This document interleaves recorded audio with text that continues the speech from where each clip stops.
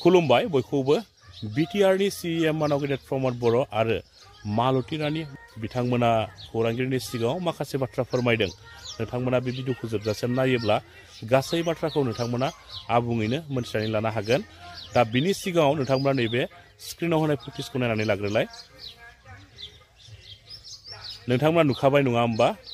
मानाव गेदेर खाम्फा बरगयारी बिथाङा इउपिपिएल दोलोखौ नागारनानै फिन आरो बिपिएफ दोलोआवहाय जयेन जाहैफिनसिगोन नामा? थारैनो सिङारि मा सोमजिनानै दङ बेखौ जोङो फैबाय थानाय समावसो जोङो मोनथिनानै मोनसिगोन नङा होमबा रायजोफोर? सिङारि माबा मोनसे जाहोन थानो हागौ, बिनिखायनो बेबायदि निउसावहाय पस्ट खालामनो हादों। थारैनो फैबाय थानाय समाव जोङो बिनि सोमोन्दै मोनथिनानै मोनगोन। दालाय माथो बुंबावनो हानाय नङा होमबा? रायजोफोर दाना फैदो मालती रानी बारग' एनडिबि सोद्रोमा बिथांमोना गोदानै राजखान्थि हान्जा दानो नागिरनायखौहाय खौरांगिरिनि सिगाङाव मा बुंदों नोंथांमोना बिथांनिफ्रायनो खोनासंनानै लादो। ससियेल मिडियाफ्राव जेरैबायदि नुदों बिपिएफनि पजिशना जोबोद मोजां, खुब मोजां। आरो मानो होनोबा दिनै जेबो जायाखिसै, बिजनेसबो जायाखिसै, बयबो हाग्रामा महिलारिखौ लुबैफिनदों, फिसा फिसा मावनानै दांनानै जाग्राफ्राबो लुबैफिनदों। मानो होनोबा दिनै बिटिसिआव सामाजिक भाबै इनस्टेबल, एखेबारे ड्राग्स जानाया बारायबाय, जोंनि आइजोफ्रा गोसो रेजें भाबै जाहा थाहा जालांबाय। दा बे जानो मोननायनि गुदियावनो आं बेखौ बुंगोन जे सरकारा स्टेबल नङा, सरकारा आनस्टेबल, सरकारा खुनु धरननि जेबो खामानि मावनो हायाखै, ससाइटिखौ नायाखिसै। ओंखायनो आं दिनैनि सिमानि आइजोफोरखौ खावलायदों जे बे जायगायावनो जों थानांगोन।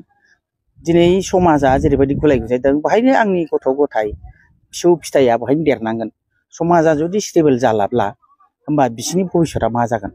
ओंखायनो थांनाय 17 बोसोराव हाग्रामा महिलारिया जेरैबायदि मावबोदों, प्रथमावथ' बेहा खुनु न'आनो गैयामोन।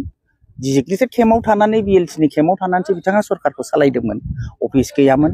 नाथाय दिनै प्रमद बर'आ रेडिमेड गासिखौबो मोनदों, अफिस सेक्रेटारियेट अफिसखौ मोनदों, रेडिमेड गासिबो मोनखाजोबदों, समस्तिबो रेडिमेड। आरो जेसेबां अफिस 40टा डिपार्टमेन्टनि अफिस कर्ट कासारि रेडिमेड जिनिस मोनखानायावबो बिथाङा खुनु दिन मोजां खामानिखौ मावनो हायाखिसै, जायनि थाखाय दिनै समाजा खामानि गैयिनि थाखाय आनस्टेबल। दा बेखौ जुदि स्टेबल खालामनांगौब्ला जों जुदि भबिष्यतआव जोंनि गथ' गथायनि मोनसे राफोद जिउ खांनायखौ लुबैदोंबा जों हाग्रामाखौ लाबोफिनथारनांगोन। आरो बे साननायावनो दिनै बयबो राफोदै गोरायै बयबो थिगैनो दङ, पाब्लिकआ थिगैनो दङ। आं सानो बिपिएफआ खहा जानांगौनि, गिनांगौनि, खहा जानांगौनि जेबो बाथ्रा गैया। दिनै एनडिबिफोरखौ लानानै मोनसे सुक्ति खालामबाय। दुखुनांथावा बेनो जे सुक्तिया, सान्थि सुक्तिया सोरजों जायो? माबाया एक्सट्रिमिस्टमोन नामा प्रमद बर'आ सान्थि सुक्ति खालामनो? बेथ' एक्सट्रिमिस्ट नङामोन, बेथ' रिभलुसनसो खालामदोंमोन। दिनै सान्थि सुक्तिया सोरजों खालामो? एनडिबिजों खालामबाय। दिनै एनडिबि रन्जन दैमारिखौ गहोनो हायाखिसै, खालि बेल' नङा, बेजों लोगोसे गोबां एनडिबि जोंनि गथ'फ्रा, फिसाफ्रा दिनै जेलाव थानो गोनां जाबाय। दा बिसोरनि रैखाथिनि थाखाय निस्सय एक्स एनडिबिफ्रा मोनसे बेब'स्थाखौ लुबैदों। आरो आं होननाय बायदि आनस्टेबल सरकार जानायाव निस्सय बिथांमोनहा जाथिखौ मोजां मोननानै संग्राम खालामबोनाय, एफा बोसोर संग्राम खालामबोनायाव बिथांमोनाबो थानो हायाखै। ओंखायनो मोनसे पलिटिकेल पार्टिनि गेजेरजों मोनसे राफोद सरकार बिटिसिआव लाबोनो हागोन नामा निस्सय बिथांमोना सानदों। बिपिएफआ माबा मोनसे खथि जागोन आं बेखौ सानाखै। आरो निस्सय बिथांमोना सम थानायाव आरोबाव सिन्था खालामबावगोन। आरो गावसिनि दोलोआ मा जाहैनो हागौ हाया बेखौ बिथांमोना सिन्था खालामगोन। आरो बे सानै हयैनो निस्सय आगयदों। खौरांगिरिनि सिगाङाव मा बाथ्रा फोरमायदों नोंथांमोना नायनानै मोनथिखाबाय। रायजोफोर दाना फैदो बिटिआरनि सीएम मानाव गेदेर प्रमद बर' बिथाङा बारग' एनडिबि सोद्रोमा बिथांमोननि थाखाय गोबां आसनि फोसावदों एबा गोबां आसनिनि बाथ्रा बिथाङा बुंदों। दा बिनि सिगाङाव आङो फंनैसो बाथ्रा बुंग्रोनो सानदों रायजोफोर। बारग' एनडिबि सोद्रोमा बिथांमोना गोदान राजखान्थि हान्जा दानो नागिरनायखायसो बिटिआर गभर्नमेन्टनि सानैसो डाइनेमिक लिडारफोरनि मोदोमाव नांदों, दासो देहायाव नांदों, दासो बिसोरनि मोदोमावहाय एलार्जि जादों।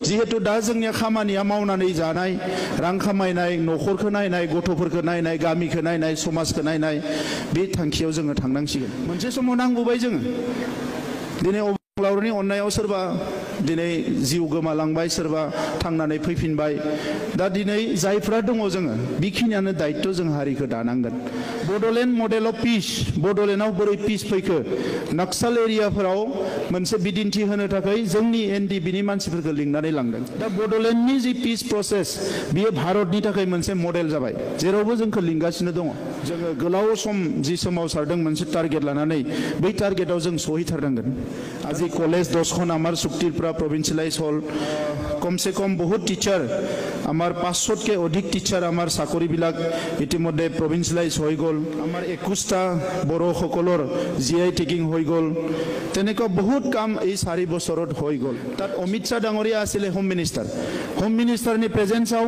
बड'लेण्ड मडेल अफ पिस बड'लेण्डआव बोरै पिस फैखो नक्साल एरियाफोराव मोनसे बिदिन्थि होनो थाखाय जोंनि एनडिबिनि मानसिफोरखौ लिंनानै लांदों दा बड'लेण्डनि जि पिस प्रसेस बियो भारतनि थाखाय मोनसे मडेल जाबाय जेरावबो जोंखौ लिंगासिनो दङ दा बे जिनिसखौ जाहाथे जोङो फैबाय थानाय समाव गोमाया जोङो गोलाव सम जि सोमावसारदों मोनसे टारगेट लानानै बै टारगेटआव जों सहैथारनांगोन दा नंखायनो আমাৰ অমিত শাহ ডাঙৰীয়া আহি আছে গৃহমন্ত্ৰী অহা 16 তাৰিখত আৰু তেখেতে অলৰেডি নিৰ্দেশ দিছে ডিপাৰ্টমেণ্টক কোঅপাৰেটিভ ডিপাৰ্টমেণ্টত তেখেতে চাই আৰু ভাৰতৰ সেক্ৰেটাৰী হ'ল আমাৰ ভূটানী আশিষ ভূটানী ডাঙৰীয়া ভাৰতৰ সেক্ৰেটাৰী আৰু এনডিবিৰ যিখিনি কোঅপাৰেটিভ সোসাইটি এই প্ৰত্যেক কোঅপাৰেটিভ সোসাইটিটো ভাৰত চৰকাৰে এডাপ্ট কৰিবলৈ অলৰেডি নিৰ্দেশ দিছে য'ত 40,000ৰ পৰা 2 কোটিলৈকে টকা দিব এটা কোঅপাৰেটিভ সোসাইটি সেইটো অলৰেডি এডাপ্ট কৰিছে খালি আমি মাটি বাৰী দিয়াত অলপ টাইম লাগিছে আমাৰ মাটি বাৰী অলপ দিয়াত হা হু होनायाव एसे गोबाव जादों दा लासै लासैनो बे स्ट्रिमलाइन जागोन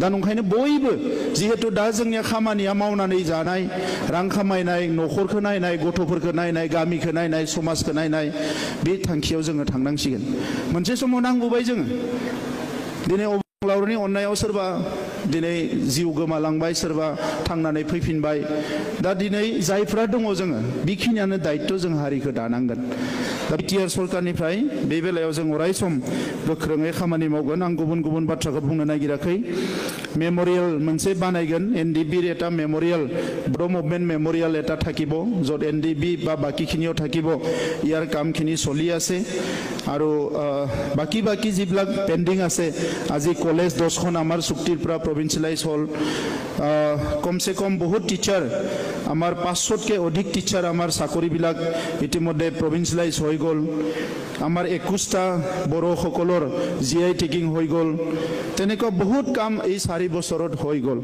40টা সমষ্টিত আমি 40টা অডিটৰিয়াম বনালো মিটিং কৰিবৰ কাৰণে বীৰ শিলাগাং বিএলটিৰ ফাৰ্ষ্ট চেয়াৰমেনৰ নামৰ ষ্টেডিয়াম বনাই আছো বাংবুৰগৰা এনডিবিৰ যি ফাৰ্ষ্ট মাৰ্টিৰ আছিলে তেখেতৰ নামত ইউথ চেণ্টাৰ 5টা বনাবলৈ প্ৰচেছ চলি আছে কোনো এটা বিষয়টো এৰি দিবলৈ বিচৰা নাই সব কামটো আমি কৰিব বিচাৰিছো মই আপোনালোকক ঈশ্বৰে যাহতে ভালে ৰাখে বয়खौबो ঈশ্বৰা मोजाङै लाखिथों बिनि थाखाय आङो आरज गाबदों दा 4 लाखा बारा बुरजा रां नङा नाथाय बारा खमबो नङा दा बेखौ लानानै बोरैहाय जोङो बिजनेस खालामनो हायो बायदिसिना खामानि मावनो हायो बेखौ बयबो मोजाङै बाहायबानो जाबाय 4 लाखটো बहुत ডাঙৰ পইচা নহয় কম নহয় কাম কৰিবৰ কাৰণে কিছুমানে 10,000 ৰেডিও কাম কৰে গতিকে এইটো যাহতে ভালকে ব্যৱহাৰ কৰে আৰু সেই এন্টায়াৰ প্ৰসেসটো একদম আন্তৰিকতাৰে কামখিনি কৰাৰ কাৰণে মই আমাৰ হিৰেননাথ ডাঙৰীয়া আৰু অসমৰ মুখ্যমন্ত্ৰী ডাঙৰীয়াক পুনৰ ধন্যবাদ জনাই আৰু এনডিবিৰ আমাৰ যি সকল দাদা ভাইসকল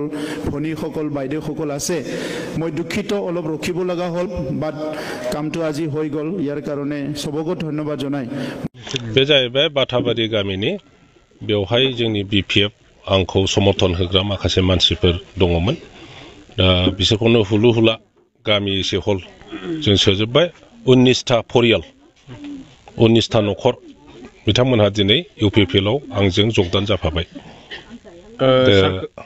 सारखौ माने बिपिएफनि गोबां दैदेनगिरिया बुङो माने इउपिपिएलआव बिथाङा जेबो फ्लट मोननाय नङा मोनसे डास्टबिन बायदि बाहायगोन जोंथ' गावजों गाव बिदिनो बुंलायखायो बे जाहैबाय प्रपागान्डा आंखौ डेमेज खालामनानै जोंनि पुराना बिपिएफ आंनि लोगोफोरखौ बोरै हमथानो हागोन बिनि स्ट्रेटेजि खालामनानै बेखौ प्रपागान्डाखौ होदों आंलाय मानो डास्टबिनाव थांनांगौ जाखो आं बिपिएफनि नेतामोन दा इउपिपिएलआव फैबाय नालाय इउपिपिनि नेता जाबाय आङो आरो जोंनि माकसादालाय माथो जों समाज सिबिनांगौ खामानि मावनांगौ रायजो राजाफोरजों ज' थाफानांगौ बिसोरनि सुख दुखखौ जोङो